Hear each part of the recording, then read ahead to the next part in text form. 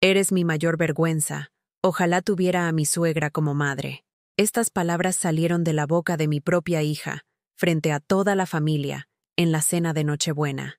Hoy voy a contarte algo que nunca pensé que contaría. Y si tú, por un segundo, sientes que esto te suena familiar, solo te pido que dejes un like y te suscribas. Me ayudará a continuar desahogándome. Mi nombre es Dolores Mendoza. Tengo 68 años y vivo en una casa de 2 plantas en la colonia Roma Norte, en Ciudad de México.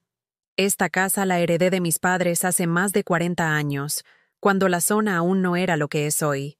Ahora vale mucho más de lo que ellos jamás imaginaron, pero para mí sigue siendo el lugar donde crié a mi hija Patricia, donde cuidé a mi esposo durante su enfermedad, y donde he llorado en silencio más noches de las que puedo contar. Esa noche de diciembre, como cada año desde que enviudé hace 5 años, había preparado la cena navideña con mis propias manos. Mis dedos, ya deformados por la artritis, habían amasado tamales desde las 5 de la mañana. El olor a masa de maíz y chile guajillo impregnaba toda la cocina. Había puesto la mesa con el mantel bordado que me regaló mi madre cuando me casé, encendido las veladoras en honor a mi difunto esposo Roberto, y colocado el nacimiento que él tallaba cada año con sus propias manos. Patricia llegó a las 9 de la noche, 1 hora y media tarde, como siempre. Venía del brazo de su esposo Fernando, un hombre que trabajaba en una empresa transnacional y que siempre me ha visto como si fuera parte del mobiliario viejo de la casa. Detrás de ellos, caminaba doña Carmen, la madre de Fernando, una mujer elegante de 65 años, siempre vestida con ropa cara, que nunca perdía oportunidad de recordarme que ella vivía en Polanco y que había estudiado en el extranjero. «Perdón por la tardanza, mamá», dijo Patricia sin mirarme a los ojos, quitándose el abrigo negro que yo sabía que costaba más de lo que yo gastaba en comida durante 3 meses. «Es que fuimos a casa de la mamá de Fernando primero». Claro, siempre era primero la casa de doña Carmen. Yo era el postre obligatorio, el trámite navideño que había que cumplir antes de irse a casa a dormir. Los invité a sentarse. Patricia se acomodó en la silla que había sido de su padre. Fernando se sentó a mi derecha sin saludarme. Y doña Carmen tomó el lugar de honor, el que siempre había ocupado Roberto durante las cenas familiares. Yo me quedé en la cocina, sirviendo los platos como la empleada doméstica que aparentemente había llegado a ser en mi propia casa. «Huele delicioso, señora Dolores», dijo Fernando con esa sonrisa falsa que había perfeccionado durante los 10 años que llevaba casado con mi hija. Era el mismo tono que usaba cuando me pedía que cuidara a mi nieta los fines de semana porque ellos tenían compromisos sociales importantes. Regresé al comedor con los platos de tamales, el arroz con leche que había hecho especialmente porque sabía que era el postre favorito de Patricia desde niña, y las bebidas. Me senté en mi propia mesa sintiendo como una extraña, escuchando cómo hablaban de sus vacaciones en Cancún, de la nueva casa que estaban comprando en Santa Fe, de los planes para enviar a mi nieta Sofía a un colegio privado bilingüe. «¿Y dónde está Sofía?», pregunté con voz temblorosa, atreviéndome a interrumpir su conversación.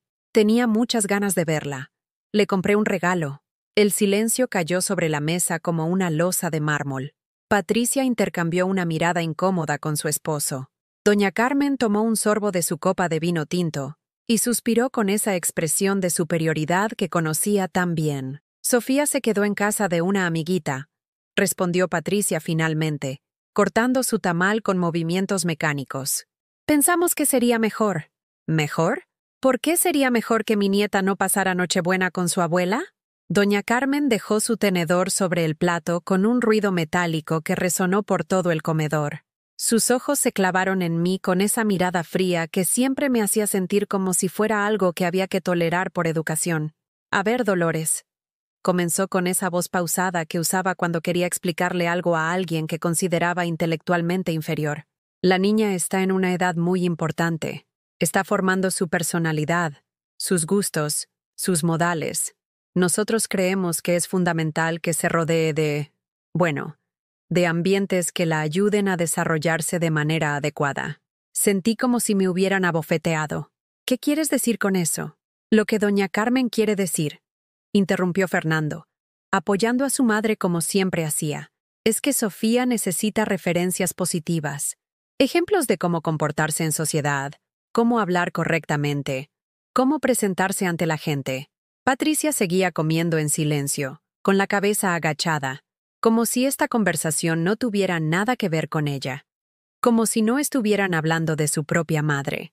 Pero yo soy su abuela, insistí, sintiendo cómo la voz se me quebraba. He cuidado de ella desde que nació. La he llevado al parque. Le he enseñado a hacer tortillas. Le leo cuentos. Exactamente, dijo doña Carmen, limpiándose los labios con la servilleta, como si acabara de pronunciar la palabra más obvia del mundo.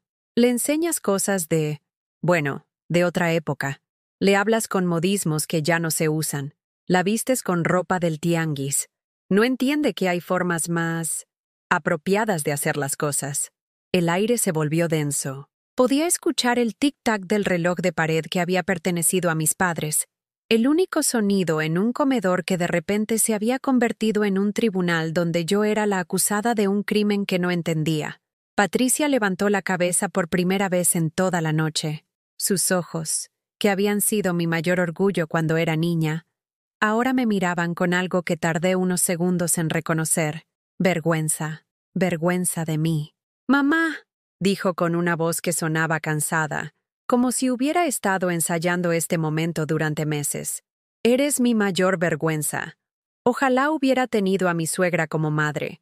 Por lo menos ella sabe comportarse en sociedad. Tú eres de otra época. No entiendes cómo funciona el mundo ahora». Las palabras cayeron sobre mí como cristales rotos, cada sílaba cortándome por dentro de una manera que jamás había experimentado.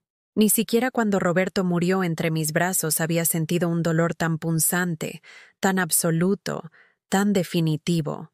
Me quedé inmóvil, con el tenedor suspendido en el aire, mirando a esta mujer de 35 años que había salido de mi vientre, que había mamado de mis pechos, que había llorado en mis brazos durante las noches de fiebre, que había caminado por primera vez hacia mis manos extendidas. El silencio se extendió por la mesa como una mancha de aceite. Fernando miraba su plato incómodo.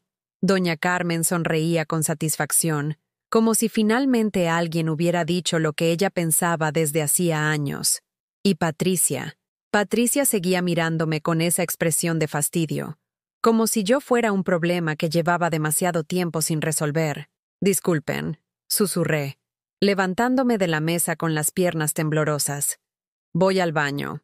Caminé hacia el pasillo sintiendo sus miradas clavadas en mi espalda encorvada, escuchando cómo inmediatamente retomaban la conversación como si nada hubiera pasado, como si yo fuera solo una interrupción molesta en su velada perfecta. Me encerré en el baño y me miré al espejo. El reflejo que me devolvía era el de una mujer que ya no reconocía. Cabello gris mal cortado porque no podía permitirme ir a una estética decente. Arrugas profundas alrededor de los ojos, manos ásperas y manchadas por años de trabajo doméstico. ¿Cuándo me había vuelto invisible? ¿Cuándo había dejado de importar? Desde el comedor llegaban risas. Risas que no me incluían. Conversaciones que fluían mejor sin mi presencia. Me senté en el borde de la bañera.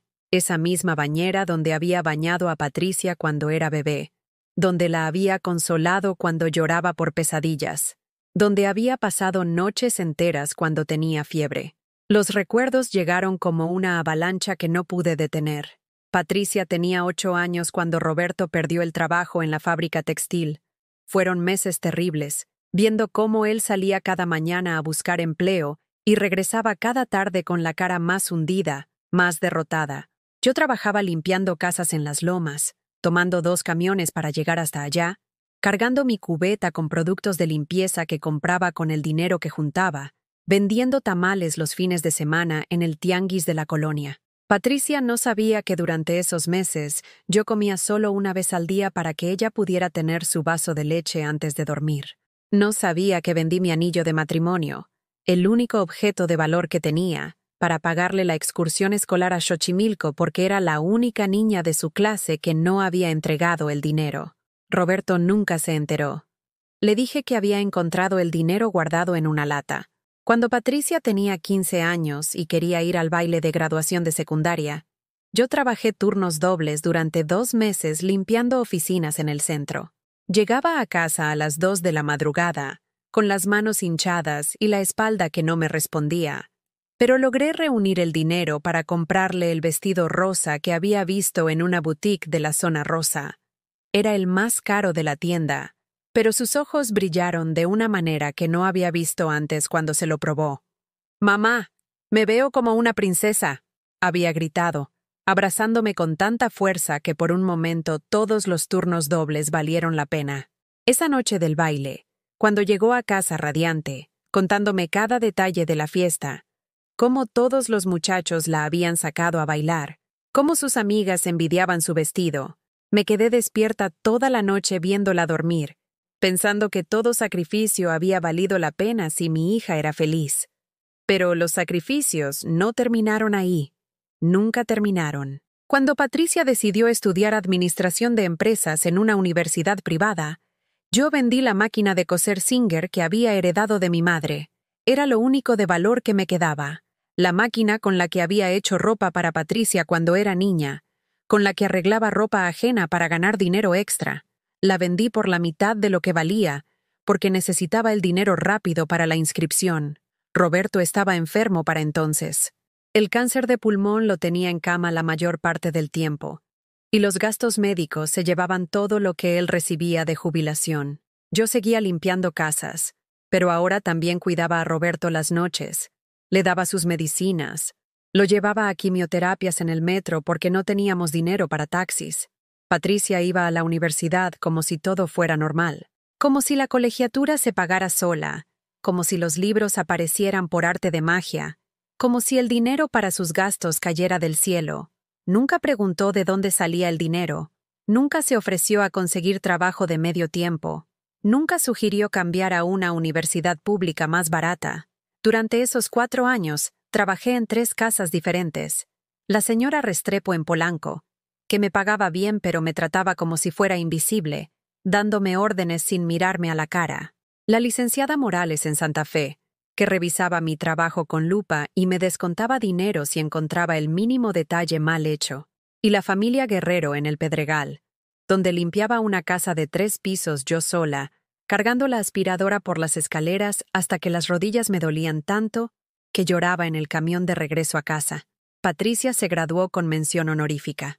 Ese día, viéndola recibir su título en una ceremonia elegante a la que asistimos Roberto y yo vestidos con la mejor ropa que teníamos, sentí que todo había valido la pena. Mi hija era licenciada. Mi hija tenía futuro. Mi hija había logrado lo que yo nunca pude. Roberto murió 6 meses después de la graduación. Patricia ya tenía trabajo en una empresa consultora. Ya había conocido a Fernando en una fiesta de egresados. Ya estaba construyendo la vida que yo había soñado para ella. Durante el velorio, mientras yo lloraba sobre el ataúd de mi esposo, Patricia estaba en una esquina del funeral, al teléfono, organizando los detalles de su primera vacación con Fernando a Acapulco. Recuerdo haberla escuchado decir: «No, amor, solo es un día más. El miércoles ya estamos libres para irnos». Solo era un día más. El entierro de su padre era solo un día más. Después del funeral, Patricia se mudó a vivir con Fernando. Yo me quedé sola en la casa, rodeada de recuerdos y facturas médicas que tardé 2 años en terminar de pagar. Seguí trabajando, aunque ya tenía más de 60 años, y el cuerpo me dolía constantemente. Patricia venía a visitarme de vez en cuando, siempre con prisa, siempre con el celular en la mano, siempre recordándome las cosas que hacía mal. «Mamá, no puedes seguir vistiendo así si vas a salir conmigo. Mamá, no hables tan fuerte cuando estemos en el restaurante. Mamá, mejor no vengas a la boda de mi amiga. No conoces a nadie y te vas a sentir incómoda». Cada comentario era como una pequeña puñalada, pero yo los aguantaba porque pensaba que era parte del proceso natural. Los hijos crecen, forman sus propias familias, se avergüenzan un poco de sus padres. Era normal, me decía a mí misma. Cuando nació Sofía, pensé que todo cambiaría. Pensé que ser abuela me devolvería un lugar en la vida de Patricia. Y durante los primeros años fue así. Patricia me necesitaba para cuidar a la niña cuando ella trabajaba, para quedarse con Sofía los fines de semana cuando ellos salían, para ayudar cuando la niña se enfermaba. Yo era útil otra vez.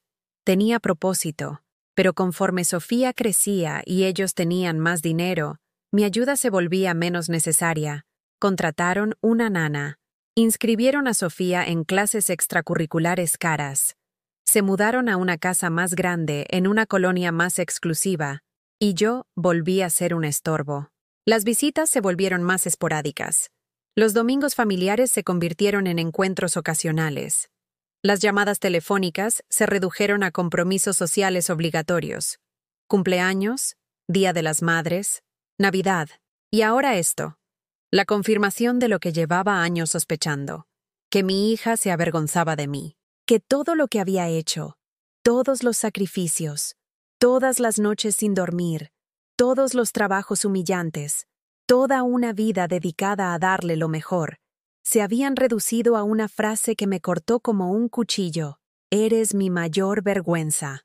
Me levanté del borde de la bañera y volví a mirarme al espejo. Esta vez vi algo diferente. Vi a una mujer que había dado todo y no había recibido nada a cambio. Vi a una madre que había criado a una hija desagradecida. Vi a una persona que había olvidado su propio valor en el proceso de valorar demasiado a otros. Desde el comedor llegaba el sonido de platos siendo recogidos. Escuché la voz de doña Carmen. Deberíamos irnos ya. Mañana tenemos que madrugar para el desayuno con mis hermanas. Patricia respondió, sí, mejor nos vamos. Ya cumplimos aquí. Ya cumplimos aquí. Como si visitarme fuera una obligación que había que tachar de una lista de pendientes navideños. Abrí la puerta del baño y caminé hacia la sala, donde ya se estaban poniendo los abrigos. Patricia evitó mi mirada, Fernando revisaba su teléfono, y doña Carmen se ajustaba su bufanda de cachemira con movimientos elegantes. Gracias por la cena, señora Dolores, dijo Fernando sin sinceridad.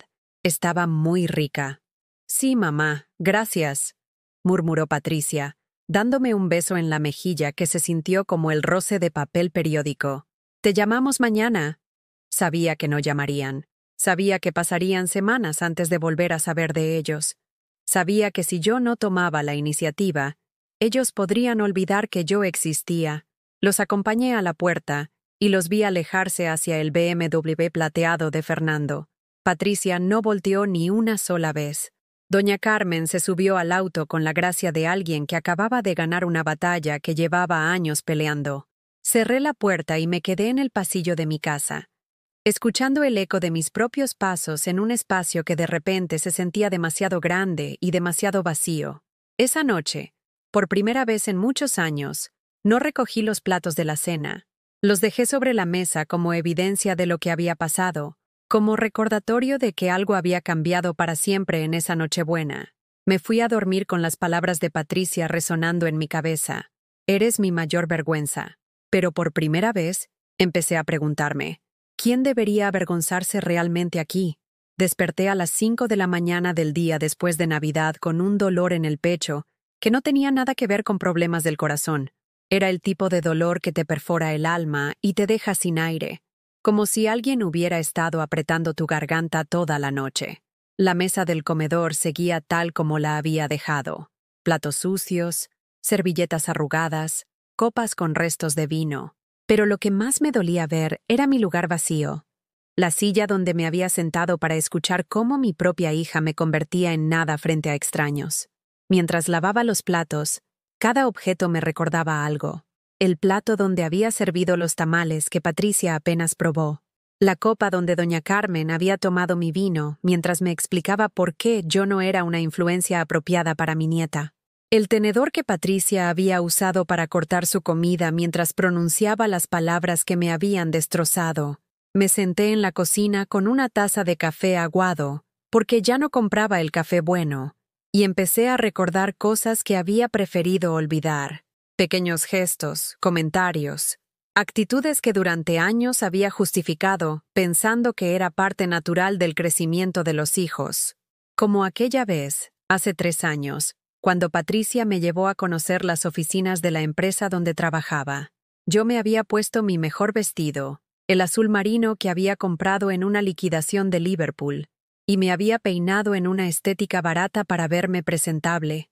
Estaba tan orgullosa de conocer el lugar donde trabajaba mi hija, de ver lo importante que se había vuelto.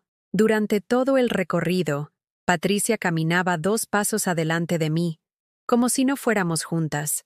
Cuando me presentaba a sus compañeros, siempre agregaba: «Es muy sencillita, viene de otra generación», como si tuviera que disculparse por mí antes de que yo abriera la boca.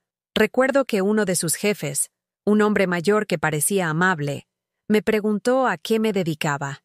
Antes de que yo pudiera responder, Patricia intervino. «Ah, mi mamá es ama de casa. Toda la vida se dedicó a eso». No mencionó que había trabajado limpiando casas para pagarle la universidad. No dijo que había sacrificado todo para que ella tuviera las oportunidades que yo nunca tuve. Solo ama de casa, como si eso fuera algo de lo que avergonzarse. O como el año pasado, cuando me invitaron al cumpleaños de Sofía. Era una fiesta elegante en un salón de eventos en Santa Fe, con payasos profesionales, una mesa de dulces que parecía de revista, y niños vestidos como si fueran a una gala. Yo llegué con el regalo que había comprado en el centro, una muñeca de trapo que había visto en un puesto y que me recordó a las que mi madre me hacía cuando era niña.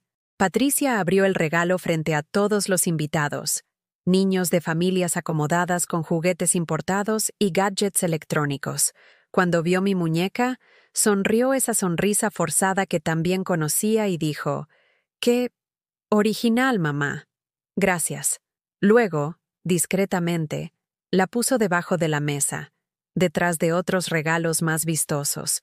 Sofía, que entonces tenía 6 años, tomó la muñeca y dijo: «Me gusta, abuela. ¿Me enseñas a peinarla?». Pero Patricia rápidamente la distrajo. «Mejor ven a ver los otros regalos, amor. Mira lo que te trajeron los papás de Daniela». Ese día, durante toda la fiesta, me senté en una mesa al fondo con otras abuelas que también parecían fuera de lugar. Mientras veía a Patricia desenvolverse entre los otros padres de familia, hablando de colegios privados y viajes al extranjero, me di cuenta de que yo era un estorbo en su vida perfecta. Pero había algo más que esa mañana, lavando platos en mi cocina silenciosa. Finalmente me atreví a reconocer: hacía tiempo que mi hija no solo se avergonzaba de mí, sino que me estaba utilizando. La semana anterior a Navidad, Patricia me había llamado, algo inusual, porque generalmente nos comunicábamos por mensajes de WhatsApp, que ella respondía con monosílabos. Su voz sonaba dulce, como cuando era niña y quería algo especial. «Mamá, ¿cómo estás? ¿Sigues bien de salud?». Me había emocionado escuchar interés genuino en su voz. «Sí, hija, bien. ¿Todo en orden por allá?». «Sí, todo perfecto. Oye, mamá, quería preguntarte algo. ¿Tú conoces bien todos los papeles de la casa? Ya sabes, escrituras, documentos importantes». «¿Por qué me preguntas eso, Patricia?». «No, nada grave. Es que Fernando y yo estamos viendo unos temas de inversión, y el contador nos dijo que sería bueno saber exactamente qué propiedades tenemos en la familia, para efectos fiscales. ¿Entiendes?». No entendía, pero dije que sí porque siempre he odiado parecer ignorante frente a mi hija y su mundo de términos complicados. «¿Sabes si papá dejó algún otro documento? ¿Algo que no hayas revisado?». «Pues sí, hija. Tu papá dejó una caja con papeles que nunca he abierto. Está en el closet del cuarto. Me dijo que solo la abriera si algún día me hacía falta algo importante». Hubo un silencio del otro lado de la línea. Luego Patricia dijo, con esa voz que usaba cuando trataba de sonar casual: «Ay, mamá, seguramente son puros papeles viejos. Pero ya que estamos hablando de esto, ¿no crees que sería bueno que yo revisara esos documentos? Como soy licenciada, entiendo mejor esas cosas. No vaya a ser que haya algo importante que estés perdiendo». En ese momento, algo dentro de mí se removió incómodo, pero lo ignoré. «Si tú crees que es necesario...». «Perfecto, mamá. El sábado voy para allá y revisamos todo juntas. Es mejor estar seguras de que todo esté en orden». Pero el sábado Patricia nunca llegó. Mandó un mensaje: «Perdón, mamá, se complicó todo. Mejor lo vemos después de Año Nuevo». Ahora, recordando esa conversación mientras terminaba de lavar los platos de la cena más dolorosa de mi vida, entendí algo que me heló la sangre. Patricia no había venido a la cena por amor filial o por tradición navideña. Había venido porque necesitaba algo de mí. Y cuando se dio cuenta de que yo no era lo suficientemente importante como para fingir respeto frente a su suegra, simplemente dejó que se me humillara. ¿Cuántas veces había venido a visitarme solo cuando necesitaba algo? ¿Cuántas veces me había llamado mamá con cariño solo cuando requería un favor? Me levanté de la mesa de la cocina y caminé hacia el cuarto que había compartido con Roberto. El closet seguía oliendo vagamente a su loción para después de afeitarse, una fragancia barata que compraba en la farmacia del barrio, pero que para mí siempre había sido el aroma del hogar. En el fondo del closet, debajo de cobijas viejas y ropa de invierno que ya no usaba, estaba la caja de madera que Roberto había hecho con sus propias manos durante los meses finales de su enfermedad. Era una caja sencilla, de pino barnizado, con una pequeña cerradura dorada que él había instalado con el cuidado de alguien que sabía que estaba creando algo importante. La saqué con manos temblorosas. Era más pesada de lo que recordaba. Roberto me había dado la llave el día antes de morir, cuando ya casi no podía hablar por el oxígeno. Dolores, me había dicho con voz áspera, en esa caja está todo lo que necesitas saber. Solo ábrela cuando sientas que ya no puedes más. Cuando sientas que todos te han olvidado, ahí vas a encontrar quién eres realmente. Nunca había entendido qué quería decir con eso. Roberto siempre había sido un hombre de pocas palabras, que expresaba su amor a través de acciones más que de frases románticas. Construyó esta casa con sus propias manos, ladrillo por ladrillo, trabajando los fines de semana durante 5 años hasta que tuvimos un hogar propio. Nunca me regaló joyas caras, pero siempre me trajo flores del mercado cada viernes, sin falta, durante 25 años de matrimonio. Puse la caja sobre la cama y me quedé viéndola durante largo rato. Las palabras de Patricia seguían resonando en mi cabeza. Eres mi mayor vergüenza. Pero ahora también escuchaba las palabras de Roberto. Cuando sientas que todos te han olvidado. ¿Cómo había sabido Roberto que llegaría este momento? Busqué la llave en el joyero donde la había guardado 5 años atrás. Mis manos temblaban tanto que tardé varios intentos en lograr abrir la cerradura. Cuando finalmente la tapa se levantó, el olor a papel viejo y a la colonia de Roberto me golpeó como una ola de recuerdos. Dentro había sobres, documentos doblados y una carta con mi nombre escrita en la letra cuidadosa de Roberto. Pero lo primero que llamó mi atención fue un sobre manila grueso que tenía escrito: para Patricia, solo si se lo merece. Con manos temblorosas, saqué el primer documento. Era una escritura, pero no de esta casa, como yo había pensado todos estos años. Era de un departamento en la colonia Condesa que yo no sabía que Roberto había comprado. Saqué otro documento, otra escritura, un local comercial en la colonia Centro que estaba rentado y que generaba ingresos mensuales. Y otro más, una cuenta de banco que tenía mi nombre como única beneficiaria, con una cantidad que me dejó sin respiración, 2.8 millones de pesos. Roberto había estado ahorrando e invirtiendo durante todos los años que trabajó en la fábrica. En secreto, sin que yo lo supiera, había estado construyendo un patrimonio para asegurar mi futuro. Con lágrimas corriendo por mis mejillas, tomé la carta que tenía mi nombre.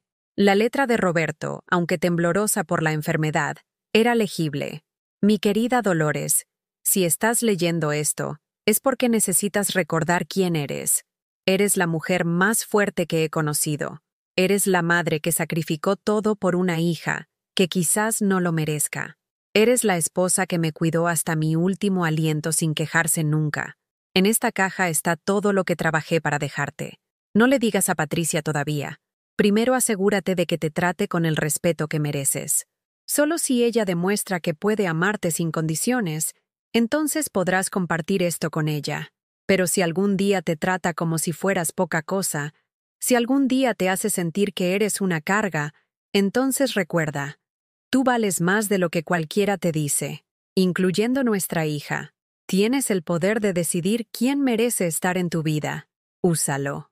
Me derrumbé sobre la cama, abrazando la carta contra mi pecho. Roberto había sabido. De alguna manera, había previsto que Patricia podría convertirse en la mujer fría y calculadora que había cenado en mi mesa la noche anterior. y me había dado las herramientas para defenderme. Por primera vez en años, no me sentí como una víctima, me sentí como una mujer que tenía opciones. Y Patricia no tenía idea de lo que acababa de despertar. Pasé 3 días enteros sin salir de casa, leyendo y releyendo cada documento que Roberto había dejado en esa caja. 3 días en los que mi teléfono sonó exactamente 0 veces. Ni Patricia, ni Fernando. Ni siquiera un mensaje de WhatsApp preguntando cómo había amanecido después de aquella cena navideña desastrosa. El silencio de mi hija me dolía, pero ya no me sorprendía. Era la confirmación de que yo solo existía en su vida cuando ella necesitaba algo. El 4.º día, decidí hacer algo que no había hecho en años. Salí a caminar por mi colonia sin rumbo fijo, solo por el placer de hacerlo. Me puse mi mejor blusa, la que guardaba para ocasiones especiales que nunca llegaban, y caminé por las calles de Roma Norte como si las viera por primera vez. Era extraño observar mi barrio con otros ojos. Las casas que había visto deteriorarse durante décadas ahora mostraban signos de renovación. Cafeterías con nombres en inglés habían reemplazado las tienditas de la esquina donde compraba cuando Patricia era niña. Jóvenes con laptops ocupaban mesas en terrazas donde antes había talleres mecánicos. Mi casa, que siempre había visto como modesta, ahora entendía que estaba ubicada en una zona que se había vuelto codiciada. Roberto había sabido esto mucho antes que yo. Por eso había comprado el departamento en Condesa. Por eso había invertido en el local del centro. Mi esposo, que yo creía que solo sabía de máquinas textiles, había resultado ser un visionario. Cuando regresé a casa, encontré a Patricia esperándome en la puerta, recargada contra su BMW con una expresión de fastidio que conocía muy bien. Llevaba un conjunto de pants de diseñador que probablemente costaba más que mi gasto de comida de 2 meses, y tenía el teléfono pegado a la oreja. No, amor. Aquí estoy esperando a que aparezca mi mamá. No sé dónde se habrá metido, decía con esa voz exasperada que usaba cuando yo le causaba inconvenientes. Al verme llegar, cortó la llamada abruptamente. «Mamá, ¿dónde andabas? Llevo aquí media hora esperándote». «Salí a caminar», respondí, sacando las llaves con tranquilidad. «¿Necesitas algo?» La pregunta la tomó por sorpresa. Generalmente, cuando Patricia aparecía sin avisar, yo me deshacía en atenciones. Le ofrecía comida, café, le preguntaba cómo estaba, cómo había estado el trabajo, si necesitaba que cuidara a Sofía. Pues sí, necesito que hablemos. ¿Podemos pasar? Abrí la puerta y entramos. Patricia se dirigió directamente a la sala como si fuera su propia casa. Se sentó en el sillón principal y esperó a que yo le sirviera agua, como siempre hacía. Pero esta vez me senté frente a ella y esperé. ¿No me vas a ofrecer nada?, preguntó después de un silencio incómodo. ¿Quieres algo? Pues, sí. Un vaso de agua estaría bien. En la cocina hay, dije sin moverme. Ya sabes dónde está todo. Patricia me miró como si hubiera dicho algo en idioma extranjero. Durante 35 años, yo había corrido a servirle todo lo que necesitara sin que tuviera que pedirlo. Esta nueva actitud claramente la desconcertaba. Se levantó con un suspiro exagerado y fue por su agua. Cuando regresó, se sentó con la postura tensa de alguien que está tratando de mantener la calma. «Mamá, vengo a disculparme por lo de Nochebuena. La verdad es que la cosa se salió de control». ¿Se salió de control? Sí. Bueno, doña Carmen a veces dice cosas sin pensar. Y yo, pues estaba un poco estresada por el trabajo, por las fiestas. Ya sabes cómo es. Esperé a que continuara, pero Patricia parecía pensar que esa era una disculpa suficiente. Cuando vio que yo no respondía, agregó: «El punto es que no quiero que esto afecte nuestra relación. Somos familia, ¿no? Y la familia perdona». «¿Qué es exactamente lo que estás perdonando, Patricia?» «¿Cómo? Dijiste que la familia perdona. ¿Qué me estás perdonando tú a mí?» «No, mamá, no es eso. Yo te estoy pidiendo perdón a ti». «¿Por qué exactamente?» Patricia empezó a mostrar señales de irritación. Sus manos se movían nerviosamente, y tenía esa expresión que ponía cuando las cosas no salían como ella esperaba. «Por haber permitido que doña Carmen dijera esas cosas. Por no haberte defendido como debería. ¿Y qué hay de lo que tú dijiste?» Silencio. Patricia tomó agua y evitó mi mirada. Patricia, ¿qué hay de las palabras que tú dijiste? Mamá, ya te dije que estaba estresada. Dijiste que yo era tu mayor vergüenza. Dijiste que ojalá hubieras tenido a tu suegra como madre. Fueron cosas dichas en el calor del momento. ¿En el calor de qué momento? Estábamos cenando tranquilamente en mi casa. Yo no te había hecho nada. ¿Cuál era el calor del momento? Patricia se levantó del sillón, claramente frustrada porque la conversación no estaba siguiendo el guión que había planeado. Mira, mamá, vengo a arreglar las cosas, pero si tú vas a ponerte así, mejor hablamos en otro momento. ¿Ponérmelas así cómo? ¿Preguntándote por qué me humillaste en mi propia casa? No te humillé, solo dije la verdad. A veces eres un poco difícil de llevar a ciertos lugares. Y ahí estaba, la verdad detrás de la falsa disculpa. Patricia no venía a reconocer que había hecho algo terrible. Venía a confirmar que yo efectivamente era un problema que había que manejar. Ya veo, dije levantándome del sillón. ¿Sabes por qué viniste realmente, Patricia? Vengo a arreglar las cosas contigo. No, vienes porque necesitas algo, como siempre. ¿De qué hablas? De los papeles de tu papá, de la caja que me preguntaste la semana pasada. La expresión de Patricia cambió inmediatamente. La máscara de hija arrepentida se cayó y apareció la mujer calculadora que realmente era. Bueno, sí, también necesitamos revisar eso. Es importante que tengamos todos los documentos en orden. ¿Necesitamos? ¿Quiénes somos nosotros? Pues tú y yo, mamá. Somos familia. Lo que es tuyo también me afecta a mí. ¿Cómo qué? Como la casa, por ejemplo. Si algo te llegara a pasar, yo tendría que hacerme cargo de todo. Es mejor que sepamos exactamente qué hay. Ahí estaba la verdadera Patricia, la que había estado esperando a que yo muriera para heredar lo que creía que le correspondía, la que había estado calculando el valor de mi vida en pesos y centavos. ¿Y si no quiero que te hagas cargo de nada? ¿Cómo que no quieres? Soy tu única hija. Ser mi hija no te da derecho automático a nada, Patricia. Por supuesto que sí. Soy tu heredera legal. Ah, qué interesante. Hace 5 minutos eras mi hija que venía a disculparse por amor. Ahora resulta que eres mi heredera legal que viene a reclamar derechos. Patricia se dio cuenta de que había mostrado demasiado sus verdaderas intenciones. Trató de retroceder. No es eso, mamá. Es solo que me preocupo por ti. Si tienes documentos importantes, yo te puedo ayudar a organizarlos. ¿Como me ayudaste en Nochebuena cuando tu suegra me estaba humillando? Ya basta con eso. ¿Hasta cuándo vas a estar con lo mismo? Hasta que me pidas perdón de verdad. Hasta que reconozcas lo que me hiciste. Te estoy pidiendo perdón. No, Patricia. Me estás ofreciendo una disculpa de compromiso porque necesitas algo de mí. Es muy diferente. Patricia agarró su bolsa con movimientos bruscos, claramente furiosa porque su plan no había funcionado. ¿Sabes qué, mamá? Tienes razón. Sí vine por los papeles. Porque alguien tiene que ser responsable en esta familia. Porque tú obviamente no entiendes nada de estas cosas. ¿Y qué es lo que no entiendo? Todo. No entiendes cómo funciona el mundo.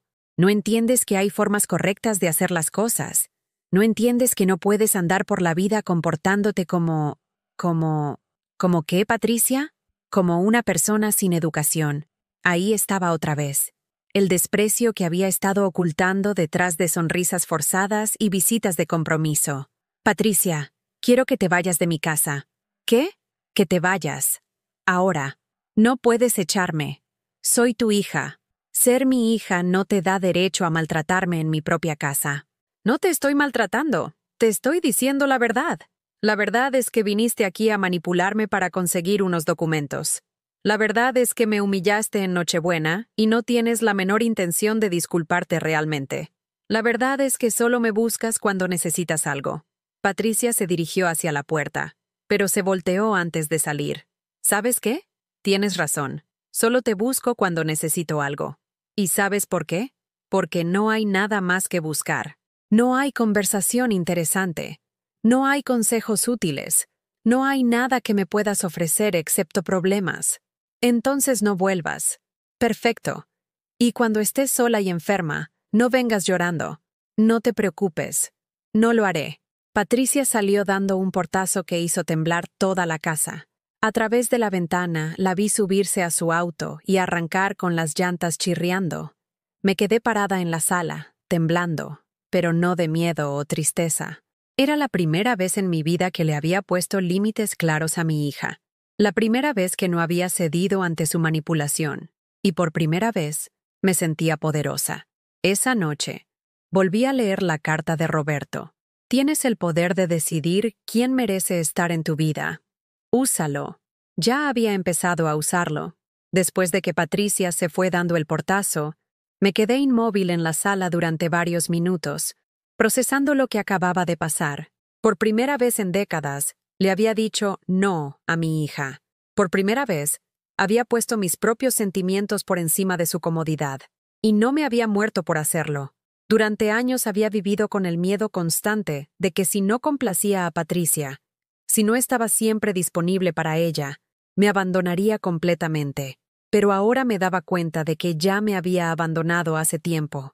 Solo que yo había estado demasiado desesperada por su amor para admitirlo. Al día siguiente, hice algo que no había hecho en 5 años. Me desperté sin revisar inmediatamente mi teléfono para ver si Patricia me había enviado algún mensaje. Me levanté a las 8 de la mañana, no a las 5 como había sido mi costumbre durante décadas, y me preparé un desayuno completo. Huevos revueltos, frijoles refritos, tortillas calientes y café de grano. No el instantáneo aguado que compraba para ahorrar dinero. Mientras desayunaba en la mesa del comedor, no pude evitar notar qué silenciosa y pacífica se sentía la casa. No había nadie criticando mi manera de cocinar, nadie apresurándome para que terminara de comer, nadie haciéndome sentir que mi presencia era una molestia. Después del desayuno, tomé los documentos que Roberto había dejado en la caja y decidí hacer algo que debería haber hecho hace años. Entender exactamente cuál era mi situación financiera real. El primer documento era la escritura del departamento en Condesa. Según el papel, era un departamento de 2 recámaras en la calle Ámsterdam, en uno de los edificios Art Deco que han hecho famosa a esa colonia. Roberto lo había comprado en 1998, cuando los precios todavía eran accesibles, y desde entonces lo había estado rentando. Busqué la dirección en Google Maps en mi viejo teléfono.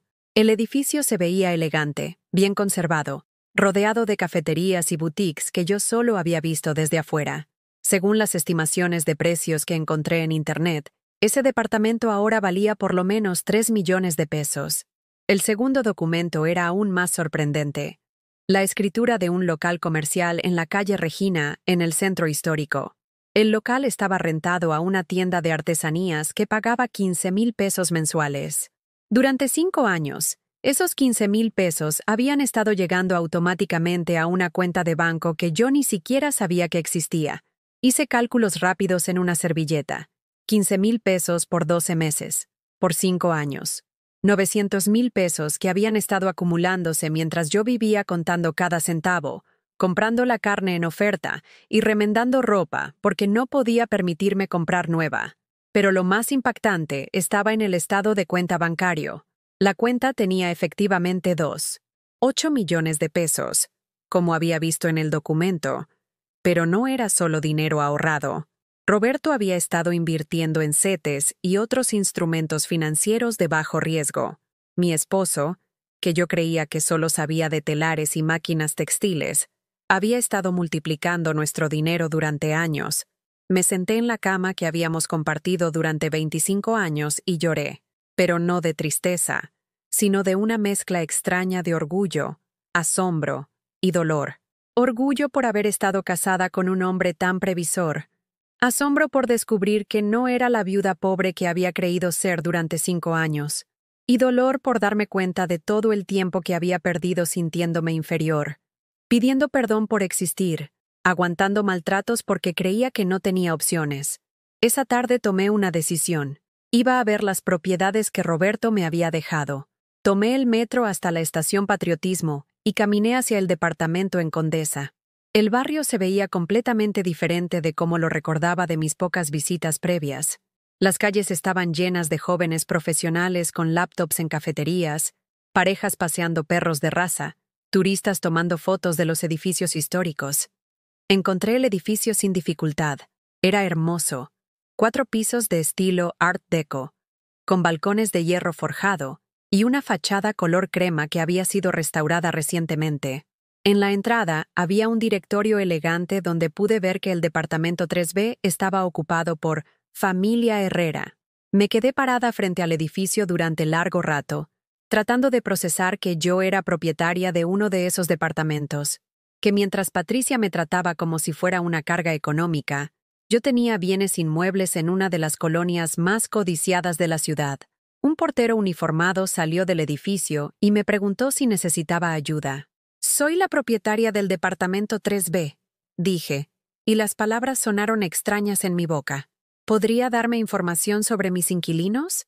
El portero, un hombre mayor de aspecto amable, me pidió identificación y verificó mi nombre en una lista.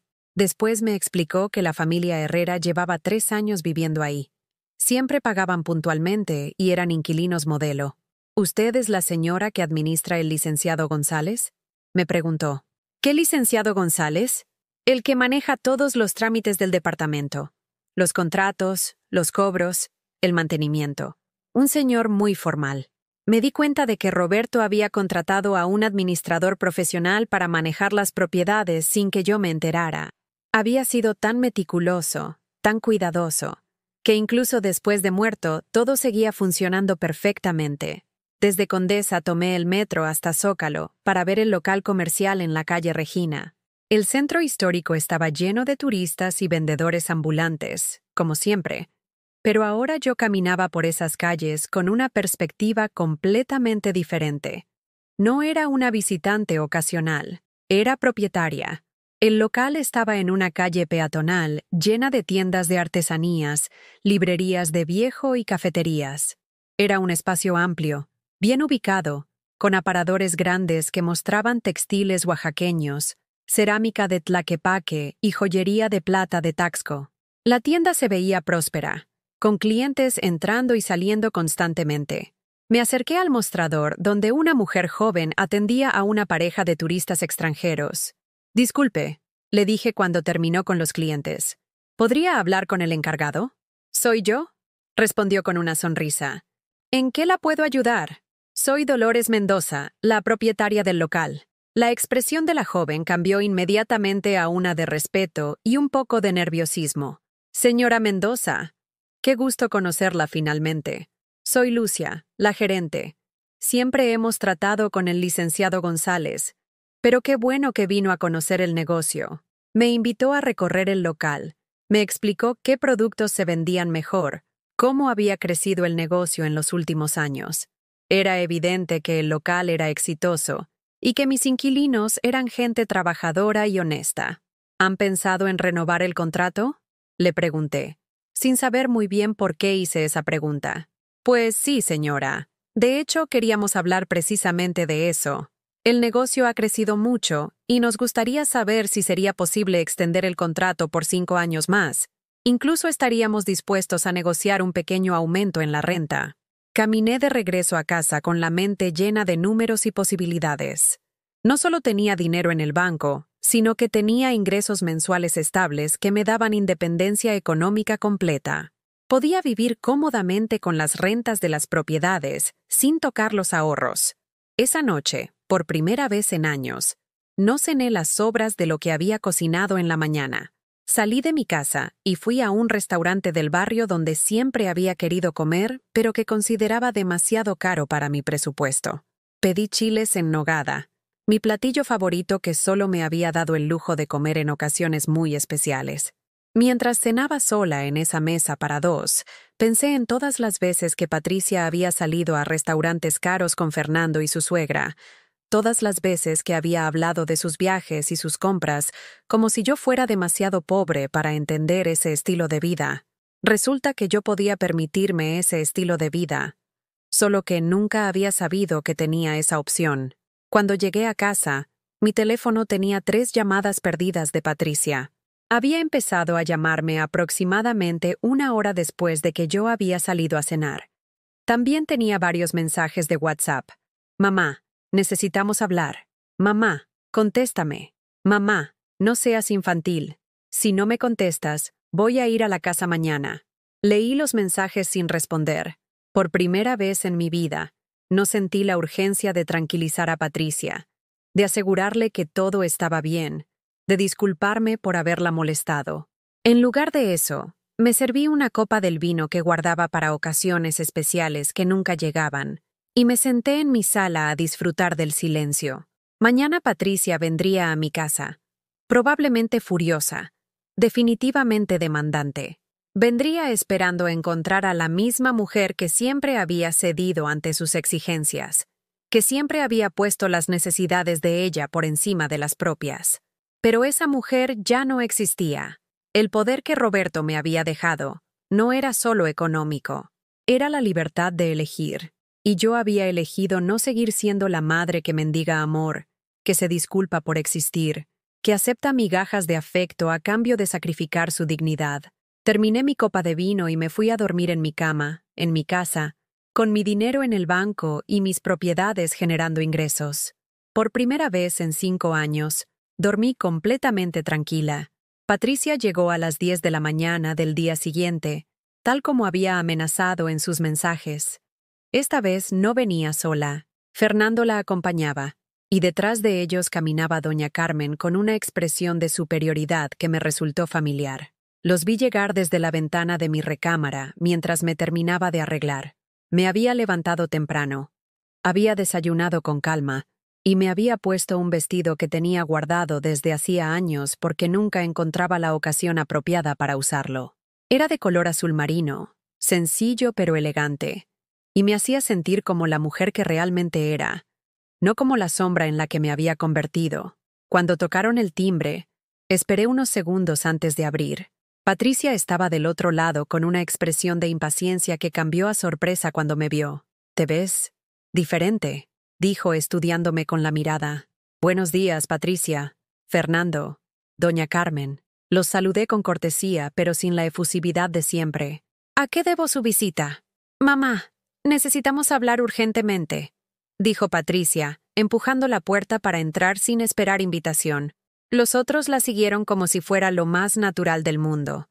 Pero esta vez yo no corrí a ofrecerles asientos, ni agua, ni café. Me quedé parada en la entrada, esperando. «¿No nos van a invitar a pasar?», preguntó Fernando con esa sonrisa condescendiente que siempre me había hecho sentir pequeña. «Depende de para qué vinieron». Patricia intercambió una mirada con su esposo. Era evidente que no esperaban esta recepción. «Venimos porque estamos preocupados por ti», dijo Patricia con esa voz dulce que usaba cuando quería manipularme. «Después de lo que pasó ayer, hemos estado pensando que tal vez necesitas ayuda». «¿Qué tipo de ayuda?». «Bueno», intervino doña Carmen con su tono de autoridad. «Patricia nos contó sobre tu episodio de ayer, sobre cómo la echaste de la casa sin razón aparente. Ese tipo de comportamiento puede ser síntoma de problemas relacionados con la edad». «¿Problemas relacionados con la edad?». «Sí, mamá», continuó Patricia. «Sabemos que la vejez puede ser difícil, puede causar confusión, cambios de personalidad, dificultades para tomar decisiones racionales». Fernando asintió como si fuera un experto en el tema. «Por eso pensamos que sería bueno que alguien más responsable te ayudara a manejar tus asuntos. Alguien que entienda mejor las complejidades del mundo moderno». Ahí estaba el verdadero propósito de su visita. No venían a disculparse ni a reparar nuestra relación.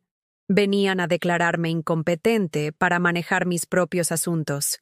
«Entiendo», dije con una calma que lo sorprendió. «¿Y quién sería esa persona más responsable?».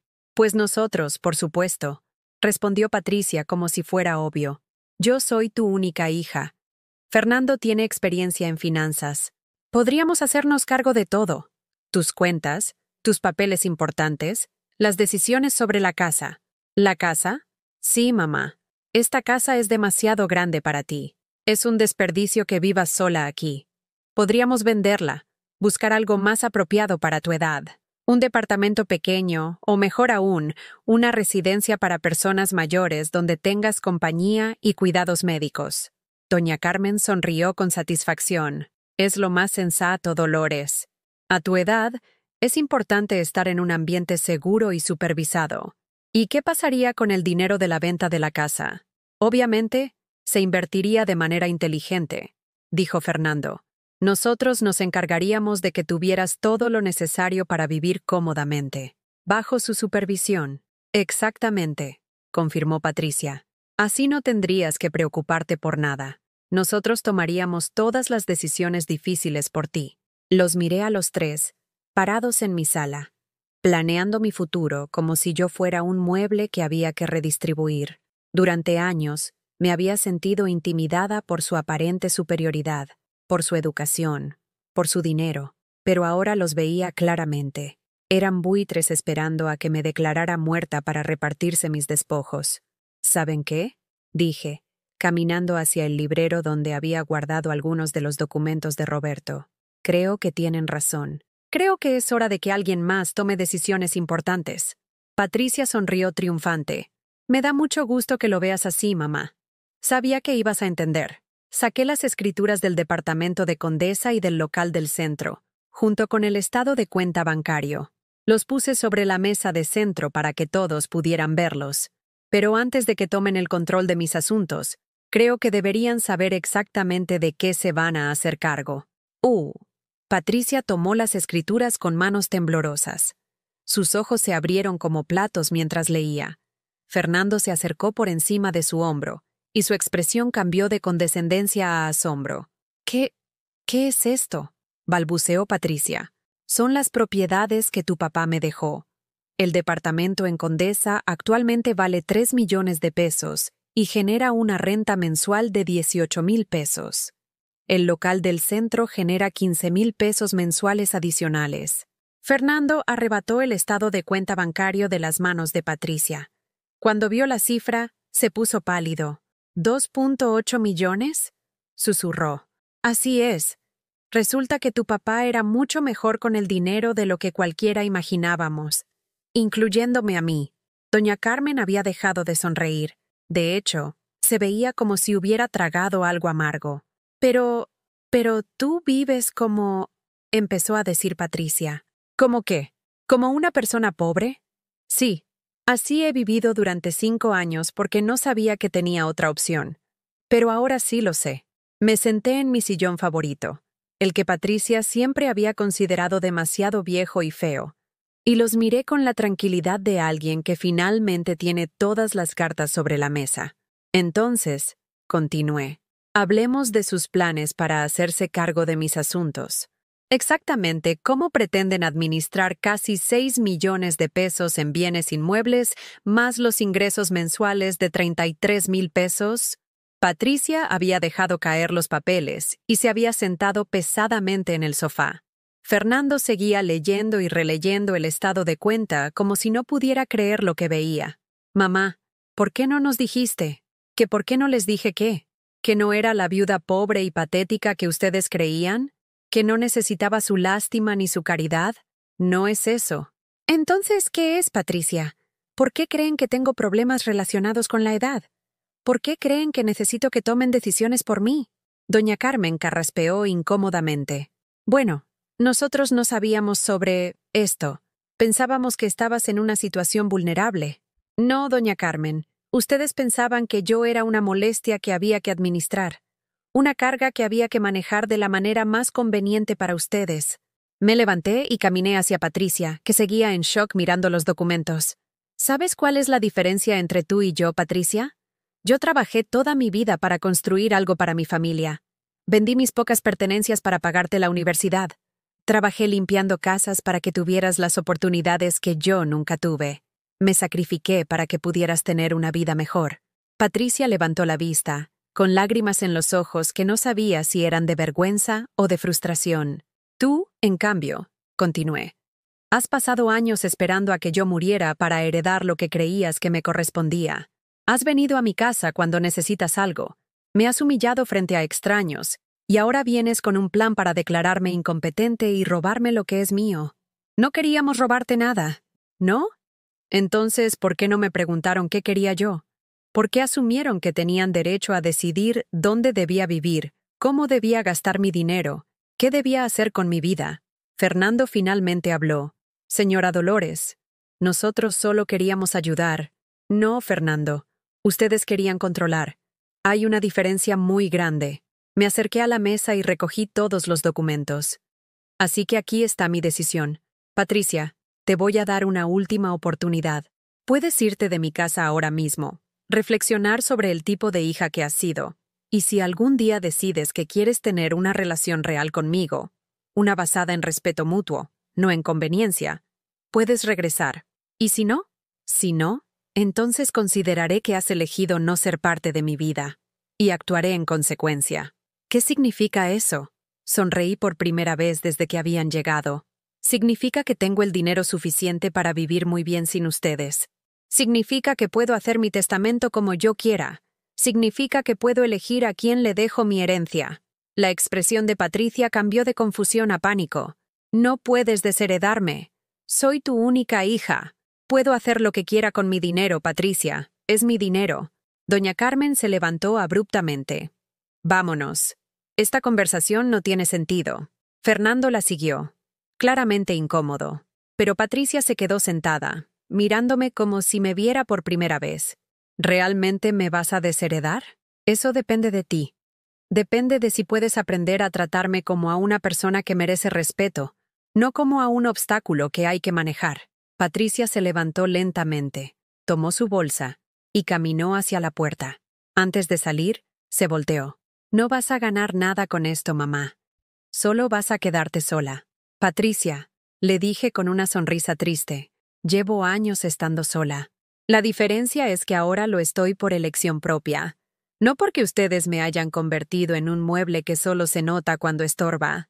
Se fueron sin decir más. Los vi alejarse desde mi ventana, subirse a su BMW y desaparecer por la calle. Por primera vez en décadas, mi casa se sintió realmente mía. Los días que siguieron al enfrentamiento con Patricia fueron los más extraños de mi vida. Por primera vez en décadas, me desperté cada mañana sin el peso de la ansiedad sobre mis hombros. No había mensajes urgentes que responder. No había crisis familiares que resolver. No había a nadie a quien complacer excepto a mí misma. La primera semana fue casi desconcertante. Estaba tan acostumbrada a vivir en función de las necesidades de otros que no sabía qué hacer con tanta libertad. Me levantaba, desayunaba, y luego me quedaba sentada en la sala preguntándome qué debería hacer con mi día. Fue el miércoles de esa primera semana cuando tomé una decisión que cambiaría todo. Iba a conocer a mis nietos, los verdaderos, no solo a Sofía. Caminé hasta la panadería de la esquina, esa que había estado ahí desde que me mudé al barrio hace 40 años. Doña Rosa, la dueña, siempre había sido amable conmigo, pero nuestra relación nunca había pasado de los buenos días, y ¿lo de siempre? Esta vez me tomé el tiempo de realmente hablar con ella. «Doña Rosa», le dije mientras escogía algunos panes dulces. «¿Usted tiene nietos?» Sus ojos se iluminaron inmediatamente. «Ay, señora Dolores, tengo 5. Los más hermosos del mundo, aunque yo esté prejuiciada». Se rió y empezó a contarme sobre cada uno. Sebastián, de 12 años, que era bueno para el fútbol, las gemelas Andrea y Alejandra, de 8 años, que la volvían loca con sus travesuras, Carlos, de 6 años, que quería ser bombero, y la pequeña Valentina, de 4 años, que era la consentida de toda la familia. «Pero, ¿sabe qué?», me dijo mientras envolvía mis panes. «A veces pienso que los disfruto más ahora que cuando crié a mis propios hijos. En ese entonces estaba tan preocupada por hacer todo perfecto, porque no les faltara nada, que se me olvidó disfrutar los momentos». Sus palabras me pegaron como un rayo. Yo había criado a Patricia con esa misma desesperación, esa urgencia de ser la madre perfecta, de darle todo lo que yo no había tenido. Pero en el proceso, había olvidado disfrutar simplemente de ser su madre. «¿Y usted, señora Dolores? ¿Tiene nietos?» «Tengo una nieta», respondí, «pero hace tiempo que no la veo». Doña Rosa me miró con esa expresión de compasión que las mujeres mayores nos damos unas a otras cuando entendemos los dolores no dichos. «Ay, estas familias modernas», suspiró, «todos tan ocupados, tan dispersos. Pero ya verá que el amor de familia siempre encuentra la manera de regresar». Salí de la panadería con mis panes y con una idea que no podía quitarme de la cabeza. ¿Y si yo también podía tener nietos de verdad? No los nietos de sangre que me veían como una molestia, sino nietos del corazón que realmente me quisieran. Esa tarde, en lugar de quedarme en casa viendo televisión como había hecho durante los últimos 5 años, salí a caminar por mi barrio con ojos completamente nuevos. Pasé por el parque donde solía llevar a Patricia cuando era niña, el mismo parque donde ahora jugaban nuevas generaciones de niños. Me senté en una banca bajo la sombra de un árbol y observé. Había madres jóvenes empujando columpios, abuelas persiguiendo a nietos que corrían entre los juegos, niños compartiendo paletas heladas en una tarde calurosa de enero. Una niña de unos 6 años se acercó a mi banca. Tenía el cabello en 2 coletas despeinadas y una sonrisa que le faltaban algunos dientes. «Señora», me dijo, «¿usted es abuela de alguien?» La pregunta me tomó por sorpresa. «Sí, tengo una nieta». «¿Y por qué está aquí sola? ¿Su nieta no quiere jugar con usted?» Desde el otro lado del parque, una mujer joven se acercó corriendo. «Sofía, ¿qué te he dicho sobre hablar con extraños?» Cuando llegó hasta nosotras, se disculpó profusamente. Era una mujer de unos 30 años, claramente agotada, con esa expresión de madre que tiene 1000 cosas en la cabeza. «No se preocupe», le dije. «Solo estábamos conversando. Es que Sofía es muy platicadora. Siempre anda preguntando cosas a todo el mundo». «No me llamo Sofía», protestó la niña. «Me llamo Isabela. Sofía es mi prima, la presumida». La madre se rió. «Tienes razón. Perdón. Isabela es mi hija mayor. Y yo soy Carmen, pero no la doña Carmen presumida», agregó guiñándome el ojo. Me reí genuinamente por primera vez en semanas. «Yo soy Dolores, y me da mucho gusto conocerlas a las dos». Carmen se sentó en la banca conmigo mientras Isabela volvía a los columpios. Me contó que era madre soltera, que trabajaba de secretaria en una oficina del gobierno, y que las tardes en el parque eran su momento de descanso después de un día largo de trabajo y escuela. «¿Y usted? ¿Viene seguido al parque?» «No», admití. «Hace años que no venía, pero creo que voy a empezar a hacerlo más seguido». Durante la siguiente hora, Carmen e Isabela me contaron sobre sus vidas. Carmen me habló de lo difícil que era criar sola a 2 niñas, de cómo extrañaba tener familia cerca que la apoyara. Isabela me preguntó si sabía hacer trenzas, si me gustaban las princesas, y si quería ser su amiga. Cuando se fueron, Isabela me abrazó las piernas y me dijo, «Señora Dolores, ¿va a venir mañana? Porque quiero presentarle a mi hermanita Emilia. Ella está aprendiendo a caminar y es muy chistosa». ¡Tum! Esa noche, por primera vez en años, me fui a la cama emocionada por algo que iba a pasar al día siguiente. Durante las siguientes 2 semanas, desarrollé una rutina completamente nueva. Me levantaba, desayunaba bien, y luego salía a caminar por mi barrio. Descubrí la biblioteca pública que estaba a 3 cuadras de mi casa y que nunca había visitado. Me inscribí en el club de lectura para personas mayores, donde conocí a María Elena, una maestra jubilada de 70 años que se había vuelto mi confidente, y a don Aurelio, un viudo de 75 años que contaba los chistes más graciosos que había escuchado en años. También conocí al señor Wong, el dueño del restaurante chino del barrio, que resultó que había emigrado de Guangzhou hace 30 años y que, como yo, había criado hijos que ahora lo visitaban solo cuando necesitaban dinero. Nos hicimos amigos rápidamente, unidos por la experiencia compartida de ser padres que habían dado todo y recibido poco a cambio. Pero lo más importante de todo fue mi nueva amistad con Carmen e Isabela, y posteriormente con Emilia, la hermana menor de Isabela, que efectivamente estaba aprendiendo a caminar y que me robó el corazón el primer día que la conocí. Carmen trabajaba hasta las 6 de la tarde, así que yo empecé a recoger a las niñas de la escuela y llevarlas al parque hasta que ella llegara. No era algo planeado. Simplemente sucedió de manera natural cuando Carmen mencionó que a veces le era difícil llegar temprano y que se preocupaba por dejar a las niñas solas. «Yo podría ayudarla», le ofrecí un día. «Vivo cerca, no tengo nada que hacer en las tardes, y me encantan sus hijas». Carmen me miró con lágrimas en los ojos. «¿De verdad haría eso? No tengo con qué pagarle. No necesito que me pague. Solo necesito tener propósito». Y así fue como, sin planearlo, me convertí en la abuela adoptiva de Isabela y Emilia. Las niñas empezaron a llamarme Abuela Lola y a contarme todos sus secretos, sus sueños, sus miedos. Isabela me enseñó a jugar videojuegos en su tableta y yo le enseñé a hacer flores de papel crepé. Emilia aprendió a caminar de mi mano hacia mis brazos extendidos en el mismo parque donde Patricia había dado sus primeros pasos 35 años atrás. Carmen se convirtió en la hija que Patricia nunca había sido. Agradecida, cariñosa, interesada en mi bienestar no por lo que podía obtener de mí, sino por genuino afecto. Me contaba sobre su trabajo, me pedía consejos sobre cómo manejar las travesuras de las niñas, me invitaba a cenar los domingos.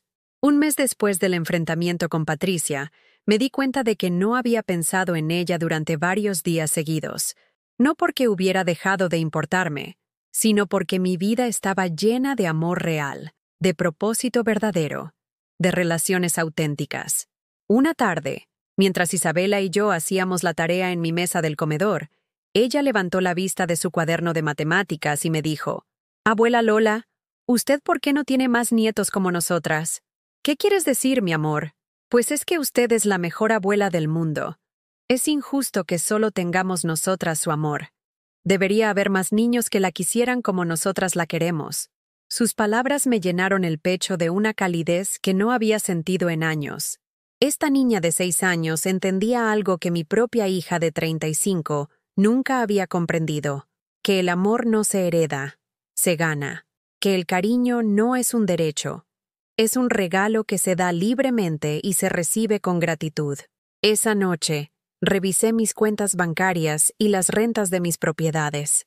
Los números seguían ahí, sólidos, reales, dándome la seguridad de saber que podía vivir cómodamente por el resto de mi vida sin depender de nadie. Pero más importante que la seguridad económica era la seguridad emocional que había encontrado. Por primera vez en décadas, me sentía amada no por obligación o conveniencia, sino por elección. Carmen, Isabela y Emilia habían elegido amarme, y yo había elegido amarlas a ellas. Mi teléfono no había sonado ni una sola vez con llamadas de Patricia, ni disculpas, ni intentos de reconciliación, ni siquiera curiosidad por saber cómo estaba.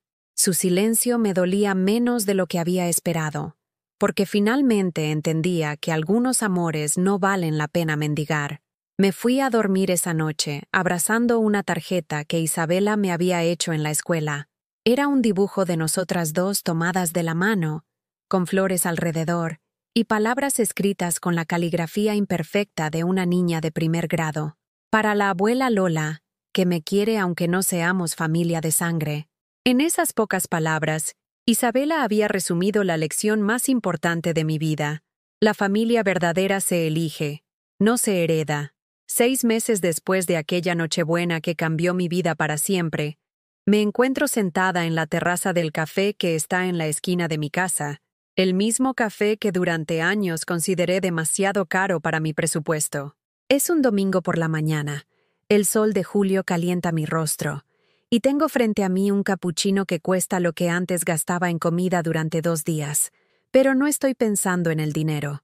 Estoy observando a la mujer que pasó por enfrente y que no me reconoció, aunque hemos vivido en la misma cuadra durante 15 años. No me reconoció porque ya no soy la misma persona. La Dolores de hace 6 meses caminaba con la cabeza agachada, los hombros encorvados por el peso de años de sacrificios no reconocidos. Vestía ropa vieja y descolorida porque no se consideraba digna de nada mejor. Hablaba con voz baja porque había aprendido que su opinión no importaba. La Dolores de hoy lleva un vestido nuevo color coral que compré en una boutique de Polanco, no porque fuera caro, sino porque me gustó cómo se veía en mí. Mi cabello, que antes cortaba yo misma frente al espejo del baño, ahora lo arregla Mónica, una estilista de la colonia Condesa que se ha convertido en mi amiga. Camino erguida porque finalmente entiendo mi propio valor. Esta mañana, antes de venir al café, pasé por mi casa a revisar el correo. Entre las facturas y la publicidad, encontré una carta que me hizo sonreír, una invitación formal para la graduación de 6º grado de Isabela. Carmen había mandado hacer invitaciones elegantes, como si fuera una ceremonia universitaria, y en la lista de personas especiales a las que Isabela quería agradecer, mi nombre aparecía en primer lugar. A mi abuela Lola, que me enseñó que el amor verdadero no necesita papeles. Hace 3 meses, Carmen me pidió que fuera la madrina oficial de Isabela en su graduación. Usted ha estado más presente en la vida de Isabela que su propio padre, me dijo con lágrimas en los ojos. Para nosotras, usted no es la abuela adoptiva, es simplemente la abuela. Esa ceremonia será la próxima semana, y ya tengo mi vestido preparado. Uno azul marino elegante que mandé hacer con una costurera del barrio. Una mujer que, como yo, había pasado años siendo invisible hasta que decidió que merecía algo mejor. Desde mi mesa en el café, veo pasar a familias completas rumbo al parque. Padres jóvenes empujando carriolas, abuelos cargando mochilas llenas de juguetes, niños corriendo adelante con la energía infinita de quien sabe que lo esperan horas de diversión.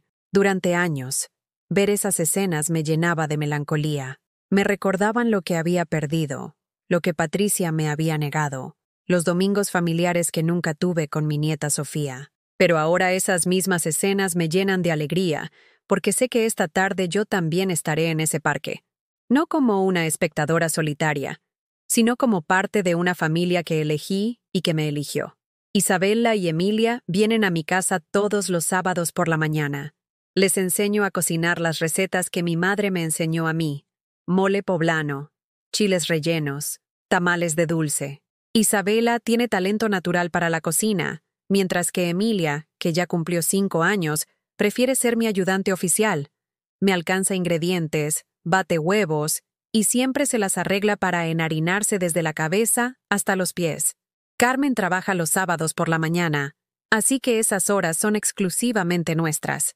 Cocinamos, platicamos, hacemos tareas pendientes y a veces simplemente nos sentamos en la sala a ver caricaturas mientras comemos paletas de hielo. El mes pasado, Isabela me preguntó algo que me conmovió profundamente. Abuela Lola, ¿cuando sea grande voy a ser como usted?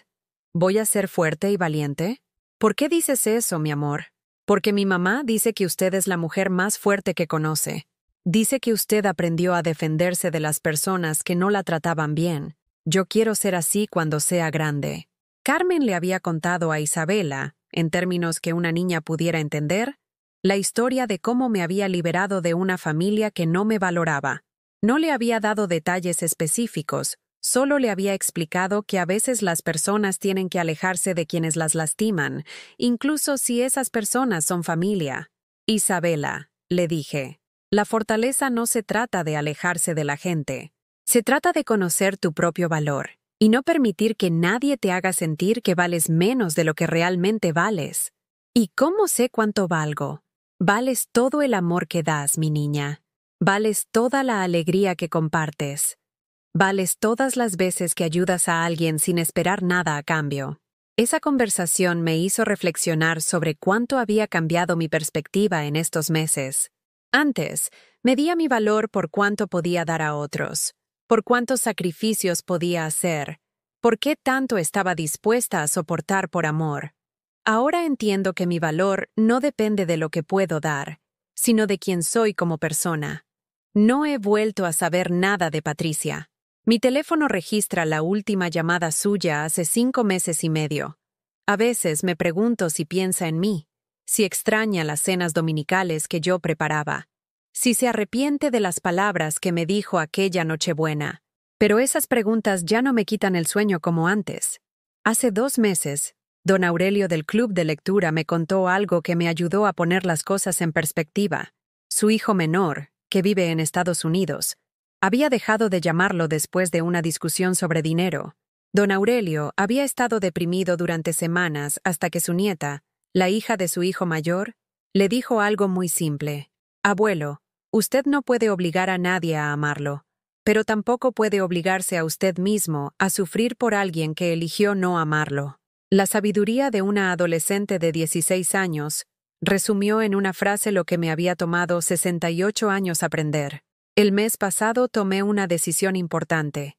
Contraté a un abogado para hacer mi testamento. No por morbosidad, sino por claridad. Quería que quedara perfectamente establecido que mis bienes irían a quienes realmente habían estado presentes en mi vida. La mayor parte de mi herencia será para Carmen e Isabela y Emilia, para asegurar que puedan estudiar en buenas escuelas y tener las oportunidades que yo siempre quise que Patricia tuviera. Una parte será para Doña Rosa de la panadería, que ha sido como una hermana para mí durante todos estos años sin que yo me diera cuenta. Otra parte para don Aurelio y María Elena, mis compañeros del club de lectura que se han convertido en mi familia elegida. Para Patricia dejé una carta. No dinero, no propiedades, solo palabras que espero algún día pueda entender. Hija, si estás leyendo esto es porque he muerto y porque tuviste la curiosidad de saber qué te dejé. No te dejo bienes materiales porque aprendí que el amor no se puede comprar ni heredar. Se gana con acciones diarias, con presencia genuina, con respeto mutuo. Te dejo esta carta como último acto de amor maternal. La verdad. Fuiste una hija desagradecida que convirtió a su madre en un objeto de conveniencia. Esperé durante años que cambiaras, que recordaras quién te crió y te amó incondicionalmente. Pero nunca lo hiciste. No te escribo esto con rencor, sino con la esperanza de que algún día entiendas que el amor tiene que ir en ambas direcciones. Espero que algún día sepas amar a alguien de verdad, sin condiciones, sin expectativas de retorno. Y espero que cuando eso pase, esa persona te ame de la misma manera. No me quedé esperándote porque aprendí que mi vida tenía valor con o sin tu presencia. Encontré una familia que me eligió como yo los elegí a ellos. Encontré el amor verdadero en lugares inesperados. Si algún día decides que quieres conocer a la mujer en la que me convertí después de liberarme de ser solo tu madre, ve al parque de la colonia Roma Norte cualquier domingo por la tarde. Busca a una mujer de cabello plateado jugando con dos niñas hermosas que la llaman Abuela Lola. Esa mujer soy yo, libre, feliz y completa. Con amor pero sin esperanzas. Tu madre, Dolores. Esta tarde, como todos los domingos, Isabela y Emilia vendrán a mi casa para la cena familiar. Carmen traerá el postre.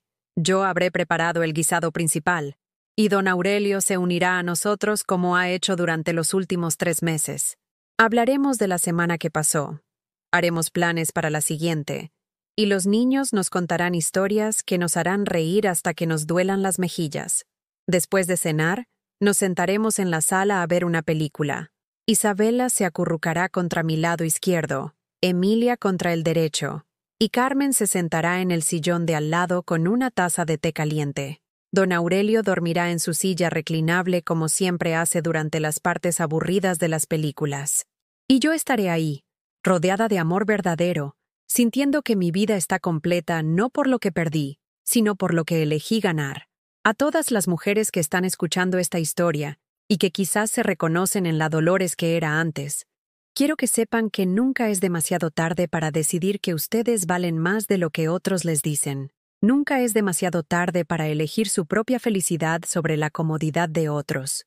Nunca es demasiado tarde para construir la familia que realmente merecen. ¿Has vivido algo parecido a lo que te conté? ¿Conoces a alguien que haya pasado por una situación similar? Cuéntamelo en los comentarios. Si esta historia te movió algo por dentro, dale like y suscríbete al canal para que este mensaje llegue a alguien que necesita escucharlo.